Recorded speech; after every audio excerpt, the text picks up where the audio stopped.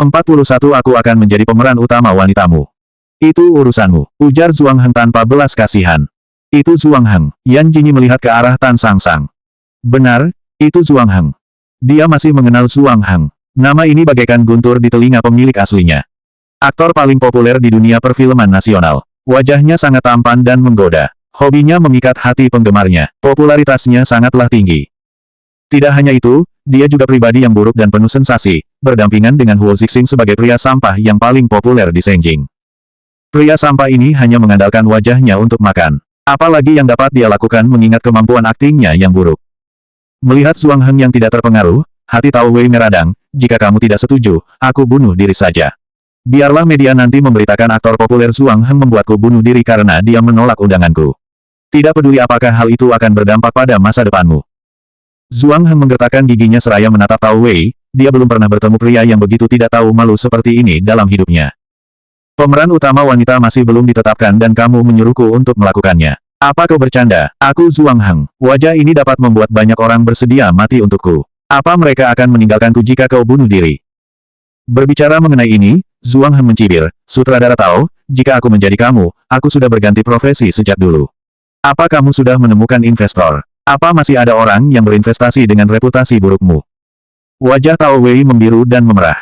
Memang, dia bahkan tidak memiliki investor. Lalu bagaimana dia bisa menemui Zhuang Heng? Tapi dia tidak menyerah. Dia sudah hidup selama 40 tahun lebih.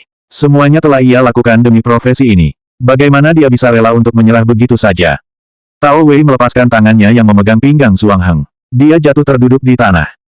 Zhuang Heng menepuk-nepuk celananya, tidak punya uang sudah berani bicara tentang naskah dan keberhasilan film. Tanpa aku membuka mulut pun penggemarku dapat dengan mudah menenggelamkanmu dengan air liur mereka. Bahkan pemeran utama wanita pun belum ada. Alan. Inikah wajah asli Zhuang Heng?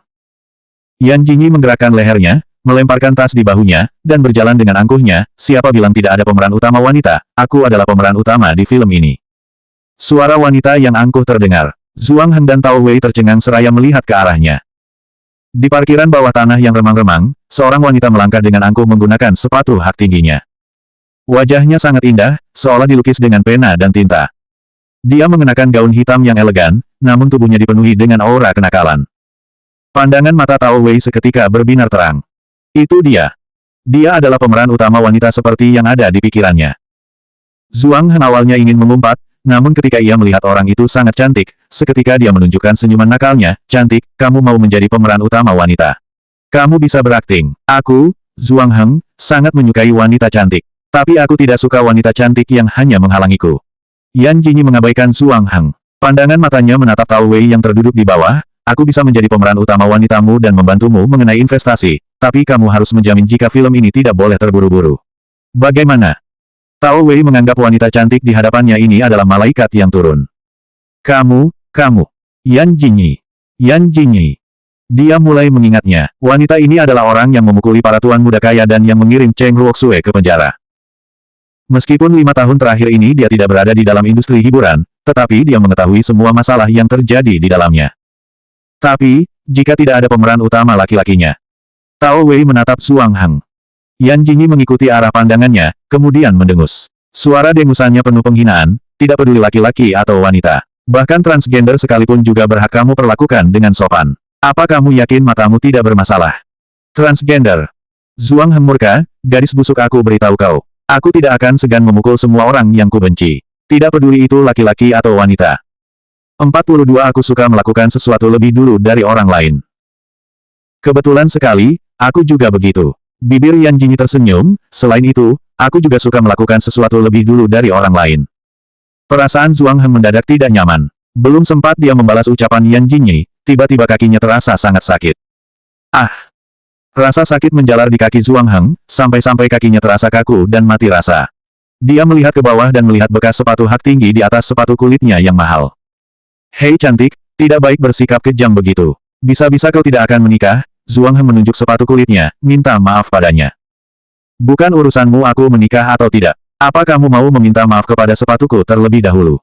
Zhuang Heng mendongakkan kepalanya seraya menatap Yan Jingyi. Dia bersikap seolah tidak marah meski telah diinjak oleh perempuan itu. Di mata Zhuang Heng, Yan Jingyi sama seperti penggemarnya yang melakukan apapun untuk menarik perhatiannya. Cantik, Tidak perlu membuat masalah seperti ini untuk mencari perhatianku. Ayo cepat minta maaf sebelum kesabaranku habis. Apakah Zhuang Heng sedang mengancamnya? Yan Jingyi tersenyum. Senyumannya begitu cantik hingga membuat Zhuang Heng tertegun melihatnya. Tiba-tiba Yan Jingyi melangkah maju lalu menginjak kaki Zhuang Heng yang lain. Sialan! Zhuang Heng tidak dapat menahan marahnya lagi. Wajahnya yang kesakitan kini berubah pucat. Matanya melotot, kalau kau sungguh ingin mati, aku akan mengabulkannya. Tao Wei dan Tan Sangsang terbelalak, mereka tidak menyangka bahwa Yan Jingyi berani menginjak Zhuang Heng. Melihat kemarahan Zhuang Heng, mereka berdua tanpa sadar berusaha menghentikannya. Namun tak disangka-sangka, Yan Jingyi tiba-tiba meraih kerah baju Zhuang Heng. Diiringi dengan suara robekan, Jianyi membanting Zhuang Heng ke tanah. Kemeja hitam yang ia kenakan kini robek, memperlihatkan kulitnya yang putih. Yan Jingyi menatapnya lalu bergumam, putih bersih. Tidak heran banyak wanita kaya yang ingin menjadikanmu peliharaan. Memeliharanya. Zhuang Heng tercengang, raut wajahnya berubah gelap, uangku sudah banyak. Kenapa aku perlu jadi peliharaan? Mau kamu punya uang atau tidak, memangnya ada hubungannya dengan mereka yang ingin menjadikanmu lelaki piaraan. Dia. Sial, Zhuang Heng tidak bisa membalas ucapannya. Zhuang Heng mengerutkan dahinya, dia menatap wajah cantik Yan Jingyi. Wanita ini sangat seksi, dan dia menyukainya. Zhuang Heng nampak seperti seorang masokis. Dia menatap Yan Jingyi dan tersenyum, sebenarnya kamu itu siapa? Siapa yang menyuruhmu mengikutiku? Kamu tidak punya malu ya? Aku mengikutimu. Yan Jingyi menatapnya jijik kemudian mengacuhkannya. Tao Wei, kan, aku bersedia menjadi pemeran utama wanitamu. Aku juga bisa membantumu mendapatkan investor, bagaimana? Konon menurut gosip, Yan Jingyi ini memiliki suatu hubungan dengan Huo Sanxiao. Tetapi Huo Sanxiao bisa berganti wanita lebih cepat daripada makan. Apakah Yan Jingyi yang hanya seorang artis tidak terkenal ini bisa membantunya mendapatkan investor? Tao Wei tampak ragu. Yan Jingyi sedikit kesal. Seharusnya merupakan sebuah kehormatan untukmu karena aku mau bekerja sama denganmu. Aku juga bersimpati kepadamu atas reputasi burukmu. Apa yang dilakukan para wanita sehingga mereka berbicara begitu kasar? Tao Wei menggosokkan kedua tangannya. Tidak masalah jika kamu menjadi pemeran utama wanitanya. Tapi apakah kamu benar-benar bisa mendapatkan investor? Nada bicara wanita cantik ini sangat cocok dengan pemeran utama wanita di filmnya. Kamu butuh berapa? Setidaknya 100 juta. Tan Sangsang yang berada di belakang menarik napas panjang, sementara Zhuang Heng tampak kaget. Yan Jingyi tanpa ragu menjawab, oke. Itu bukan hanya 1 juta atau 10 juta, tapi 100 juta. Kamu sungguh bisa membantuku. Jika benar bisa, dia akan bersujud pada wanita ini dan memanggilnya ketua. Kata Huo Zixing, Huo Zixuan adalah yang paling kaya di keluarga Huo. Jadi 100 juta seharusnya cuma uang receh baginya, kan? Terserah, bagaimanapun juga itu bukan uangnya. Oke, aku bisa memberimu 100 juta. 43 bagimu yang terpenting hanyalah soal perut. Tao Wei terdiam sejenak, aku mau bertanya. Investor ini adalah menantu kedua keluarga Huo. Raut wajah Tao Wei tampak lemas seketika. Tawa Zhuang Heng meledak seketika. Hahaha, sudah kukatakan kan, investasi apa yang bisa kamu dapatkan? Apalagi 100 juta, menantu kedua keluarga Huo, kenapa tidak kamu katakan saja bahwa kamulah menantu kedua keluarga Huo itu? Lihatlah, wanita ini datang dan melakukan semua ini hanya untuk menarik perhatiannya. Namun, tidak bisa dipungkiri bahwa dia berhasil. Yan Jingyi merasa kesal, dengan menyipitkan matanya, dia menatap Zhuang Heng. Suaranya terdengar tegas, maksudmu apa? Siapa yang tidak mengenal Huo Zixuan? Kepala keluarga Huo yang tegas, dingin, angkuh, namun kesepian itu. Apa mungkin orang yang ditakdirkan untuk melajang seumur hidupnya ternyata sudah menikah? Bahkan mengubah angka 2 menjadi 3 akan lebih mudah untuk dipercaya daripada hal itu. Yan Jingyi mengangkat alisnya seraya menatap Tao Wei lagi. Tao Wei mengangguk cepat. Tapi Huo Ersao sudah menikah, kan? Jika Huo Ersao memang sudah menikah, maka aku akan makan kotoran dan menyiarkannya secara langsung. Zhuang Heng bersumpah dengan serius. Yan Jingyi menatapnya aneh. Kamu yakin? Omong kosong. Kamu ini seperti si jelek yang sedang bermimpi di siang hari untuk menjadi cantik jelita. Kamu masih nekat menipuku. Si jelek. Zhuang Heng mengatainya jelek. Yang lain masih bisa dimaafkan, tetapi dia tidak bisa membiarkan orang lain menyebutnya jelek. Terlebih di depan dirinya sendiri. Yan Jingyi mengepalkan tinjunya, mengangkat tangannya, lalu memukul wajah sombong Zhuang Heng. Kamu mengataiku jelek, kamu yang jelek, semua keluargamu pun jelek, kamu tidak pernah berkaca, memang benar ya, tidak ada kata-kata baik yang keluar dari mulut seorang B** Jingan. Zhuang Heng seketika menutupi wajah tampannya yang kini lebam. Matanya menatap Yan Jingyi dengan marah, beraninya kamu memukul wajahku. Apa kamu tahu betapa berharganya wajahku? Yan Jingyi tampak jijik, jangan mengada-ada. Kebetulan sekali aku tidak suka melihatmu. Sini pukul aku. Jika kamu menang, aku jamin kamu tidak akan makan kotoran. Pria ini mudah tersinggung. Zhuang Heng segera menyingsingkan lengan ke mejanya. Baik, kalau cuma memukul aku juga bisa. Aku sekarang akan mengajarimu bagaimana cara memukul yang benar. Dengan cepat keduanya saling memukul. Tan Sangsang dan Tao Wei yang gelisah pun bersiap untuk memanggil polisi, namun raungan Zhuang Heng terdengar lagi. Zhuang Heng yang tingginya sekitar 180-190 cm, tampak setengah berlutut di tanah layaknya seorang menantu wanita. Yan Jingyi meraih telinga pria ini lalu menjepitnya dengan tangannya yang lain. Jangan bertanya apa yang bisa kulakukan kepadamu. Apa kamu pernah merampok? Kamu pernah menggoda gadis muda? Nyatanya kamu tidak bisa melakukan apapun. Bagimu yang terpenting hanyalah soal perut. Zhuang Heng pikir wanita sialan ini begitu menarik. Dia sudah dilecehkan dengan begitu parah secara terang-terangan, tapi dia sangat menyukainya. Dia memulai debutnya sebagai aktor cilik dan sudah berada di industri hiburan ini selama bertahun-tahun. Dia berhasil menarik perhatian banyak penggemar dengan wajah tampannya. Semua orang yang melihatnya pasti akan mengaguminya, kecuali wanita ini. Zhuang Heng menyeringai, dia semakin menyukai wanita kejam ini. Yan Jingyi melihat tingkah Zhuang Heng yang menatapnya dengan ekspresi aneh. Dia mengernyitkan alis cantiknya, apa kamu seorang masokis? Apakah otak Zhuang Heng sedang bermasalah? Bagaimana dia masih bisa mengerlingkan mata kepadanya setelah ia pukuli? Keterlaluan. Alasan Tao Wei meminta Zhuang Heng menjadi pemeran utama prianya adalah karena wajahnya. Dan melihat wajahnya yang bengkak saat ini, ia merasa seperti dirinya lah yang dipukuli. Pasti sakit sekali. Yan Jingyi bahkan lebih liar, biadab dan kejam daripada yang dirumorkan. Nona Yan, maafkanlah dia, demi aku. Dia adalah pemeran utama priaku. Siapa lagi yang akan bermain jika keadaannya sekarang seperti ini? 44 aku dipukul orang yang aku cintai. Tan Sangsang mulai bersuara, Jingyi, lepaskan dulu pria ini. Jika penggemarnya tahu, mereka pasti akan mengulitimu hidup-hidup. Sebenarnya Jingyi kerasukan apa? Kenapa tiba-tiba ia bisa sekuat ini? Yan Jingyi mendengus. Ia melepaskan Zhuang Heng, lalu mengeluarkan sebuah kartu berwarna hitam dari dalam tasnya, 100 juta kan. Aku bisa memberikannya padamu sekarang juga. Yan Jingyi melirik Zhuang Heng, rasakan ini. Kartu hitam itu langsung menarik perhatian. Yang membuatnya semakin menarik adalah tulisan, Huo, bertinta emas yang berada di atasnya. Semua kalangan sosial pasti sudah tahu kartu apa ini. Kartu yang ada di tangan Yan Jingyi seolah menarik semua mata untuk terus menatapnya. Apakah Yan Jingyi benar-benar mengenal menantu kedua keluarga Huo? Tidak, mungkinkah kepala keluarga Huo yang sangat terkenal itu sudah menikah? Merasa telah mengetahui sebuah rahasia besar, Tao Wei bahkan lupa dengan tujuannya datang ke sini. Matanya berubah hijau ketika melihat kartu itu. Tan Sangsang pun menelan ludah dan mulai mempercayai perkataan Yan Jingyi. Zhuang Heng menganga dengan wajah bodohnya, sial. Apakah menantu kedua keluarga Huo itu memang benar ada? Yan Jingyi mengernyit. Apa dia menganggapku hantu? Astaga, Nona Yan, kan, ayo kita duduk di dalam mobil saja. Pasti sangat melelahkan menggunakan sepatu hak tinggi itu. Apa Anda ingin minum? Di mobilku ada air mineral. Anda bisa meminumnya. Tao Wei bahkan sudah tidak berminat untuk berbicara dengan Zhuang Heng lagi. Yang paling penting sekarang adalah investasi. Dan yang lebih penting lagi, ini adalah investasi dari keluarga Huo. Apalagi perusahaan hiburan terbaik di negara Z berada dalam naungan keluarga Huo. Dengan dalih investasi pribadi dari menantu kedua keluarga Huo, maka filmnya pasti akan meraih kesuksesan besar.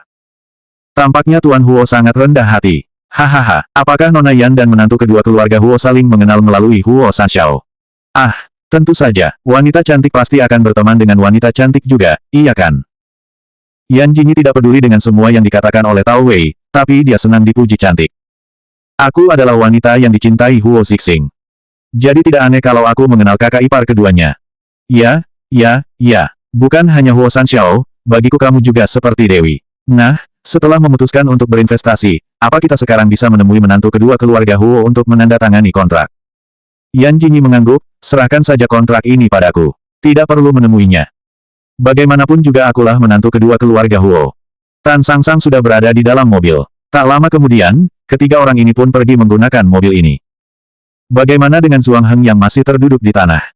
Biar saja aktor paling populer itu mati. Sialan.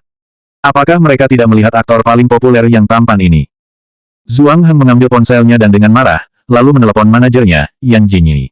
Aku ingin semua informasi tentangnya dalam waktu 10 menit. Jika wanita ini benar-benar bergabung dalam film ini, maka dia juga mau tidak mau akan bergabung. Zhuang Heng menyentuh wajah lebamnya, lalu menyeringai. Wanita kejam itu akan menjadi miliknya mulai dari sekarang. Ketika manajer datang menjemputnya, dia merasa sangat malu seperti pecundang. Apa ada seorang fans yang mengancammu? Apa kamu mau lapor polisi? Aku dipukul orang yang aku cintai. Yang dicintainya. Huo Xishan sedang rapat. Ponsel yang berada di samping lengannya tiba-tiba menyala. Ada pesan masuk, akun Anda dengan nomor mentransfer 100 juta yuan ke. Hah? Huo Xishan terpaku dan merasa ragu. Dia langsung ingat Huo Zixing yang menelponnya saat itu. Kak, istrimu menghabiskan uang keluarga kita. Petik 2. Dan dia menghabiskan 100 juta yuan. 45 lompat saja. Sampai sekarang Tao Wei masih takjub setelah melihat kiriman uang sebanyak 100 juta itu. Dia menelan ludah seraya melihat Yan Jingyi yang duduk di hadapannya. Tiba-tiba dia mendorong kursi yang ia duduki, kemudian berlutut. Aku belum mati, aku tidak butuh sujudmu. Karena kini kita berada dalam satu tim, apa aku boleh memanggilmu Jingyi? Tao Wei tersenyum layaknya anjing manis. Jingyi, kamu dan menantu kedua keluarga Huo adalah penyelamat hidupku. Sebenarnya mengapa menantu kedua keluarga Huo mau berinvestasi untuk filmku? Naskahnya bagus. Naskahnya bagus. Tao Wei mengernyitkan dahi. Tidak mungkin. Naskahnya bahkan masih tertutup rapat. Menantu kedua keluarga Huo pun tidak mungkin sudah pernah melihatnya kan? Apa menantu kedua keluarga Huo tahu film apa yang akan kubuat? Yan Jingyi mengernyit ragu. Film apa? Sepertinya menantu kedua itu terlalu sibuk dengan uangnya. Bagaimanapun, pasti uangnya sangat banyak karena ia menikahi putra kedua keluarga Huo. Aku ingin membuat film kolosal sebagai bentuk penghormatanku terhadap film tahun 80-an sampai 90-an. Pemeran utama wanitanya seorang bandit yang baik dan jahat di waktu yang bersamaan. Sedangkan pemeran utama prianya adalah seorang biksu yang sangat terkenal. Bandit iya. Kedua mata Yan Jingyi berbinar. Dia merasa senang karena mendapat peran sebagai bandit. Berakting menjadi bandit sepertinya menarik. Terutama bandit wanita. Ingat sekali lagi sutradara Tao, katakan saja nanti jika uangnya kurang. Yan Jingyi menepuk dadanya dengan percaya diri. Menantu kedua keluarga Huo ternyata begitu baik. Bahkan ia masih mau mendengarkan permintaan Yan Jingyi. Astaga, orang ini harus ia layani dengan baik.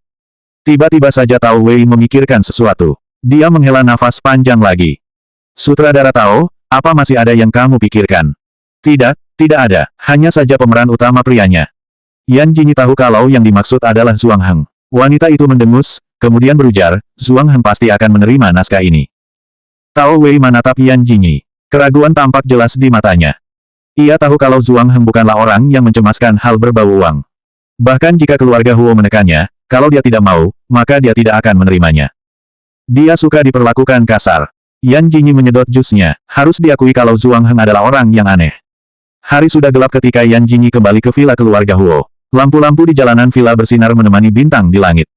Yan Jingyi berjalan pelan sembari menyilangkan kedua tangannya ke belakang. Tiba-tiba dia mendengar suara teriakan yang berasal dari arah villa. Nona, jangan bergerak. Bagaimana kalau Anda nanti terluka? Apa yang dikatakan Paman Sang benar? Katakan kepada kami apa yang Nona muda inginkan. Yan Jingyi berjalan cepat. Ia melihat Zhang Guoquan bersama sekelompok pelayan dan pengawal tengah berdiri di lantai bawah. Mereka semua menatap ke arah lantai 2 dengan tegang. Dia mendongak dan melihat Huo Qingyuan yang sedang duduk di atas pagar balkon di lantai 2. Ada apa ini? Melihat Yan Jingyi telah kembali, Zhang Guoquan langsung menghela napas lega, Nyonya muda. Karena tidak ada yang bisa membukakannya pintu, Nona muda ingin lompat dari lantai 2. Oh. Yan Jingyi mengangguk dengan tenang, dan kembali menatap Huo Qingyuan. Kamu mau melompat, pelan-pelan saja ya. Semua orang di sana. Menantu kedua, apa kamu sadar apa yang telah kamu katakan? Huo Qingyuan semakin marah saat ia melihat Yan Jingyi. Sekarang kamu bisa menyombongkan diri, Yan Jingyi. Kalau kakak kedua kembali nanti, kupastikan dia akan menceraikanmu. Tapi sebelum itu terjadi, nikmati waktumu dan cepat bukakan aku pintu atau aku akan lompat dari sini. Dia yakin Yan Jingyi tidak akan berani membiarkannya melompat. Jika dia terluka, maka Yan Jingyi yang harus bertanggung jawab. Yan Jingyi tidak bersuara. Dia berbalik dan duduk di atas kursi. Tuangkan segelas susu untukku. Apa maksud Yan Jingyi sebenarnya? Huo Qingyuan melotot padanya, keduanya saling menatap. Setelah Yan Jingyi meminum susunya, dia berkata, sudah waktunya untuk tidur. Apa, nanti beritahu aku saat Huo Qingyuan sudah melompat. Selanjutnya bab 46 tunggu sampai aku menang suatu saat nanti.